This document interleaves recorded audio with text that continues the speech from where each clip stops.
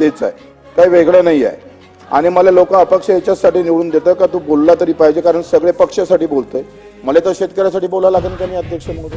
2022 मध्ये 2021-22 सांगतोय, 2022-23 तर भावच जाहीर केले नाही. 2021 मध्ये 4019च्या भावाची शिफारस केली धानाची.